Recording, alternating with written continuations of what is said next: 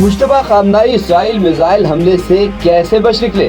Audio leak میں حیران کن انکشافات سامنے آ گئے۔ برطانوی اخبار دا ٹیلی گراف کے مطابق مشتبہ خامنائی اسی حملے کا ہدف تھے جس میں ان کے والد اور اسلامی جمہوریہ ایران کی قیادت کے دیگر اہم ارکان مارے گئے۔ تاہم مقامی وقت کے مطابق 28 فروری کی صبح 9:32 پر اسرائیلی بلو سپیرو بیلسٹک میزائل ان کی رہائش گاہ پر گرنے سے چند لمحے قبل وہ اپنے باغ میں چہل قدمی کے لیے باہر نکل گئے تھے۔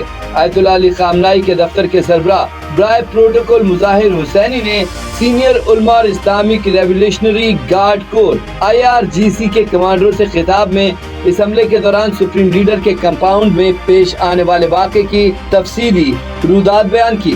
ان کی گفتگو کی ریکارڈنگ لیک ہوئی اور اس کی آزادانہ طور پر تصدیق بھی کی گئی۔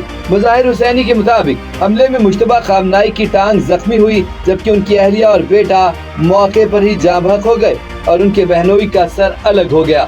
انہوں نے بتایا کہ خامنائی کے فوجی بیورو کے سربراہ محمد شیرازی کی لاش بھی بری طرح ٹکڑے ٹکڑے ہو گئی تھی اور ان کی شناخت کے لیے صرف چند گوشت کے ٹکڑے باقی تھے۔ مشتبہ خامنائی تہران میں اپنے والد کے ساتھ اسی کمپاؤنڈ میں رہتے تھے جس میں ایک مذہبی ہال بھی تھا جہاں علی خامنائی تقاریر کیا کرتے تھے۔ ان کے دیگر بچوں کے گھر بھی اسی کمپاؤنڈ میں واقع تھے۔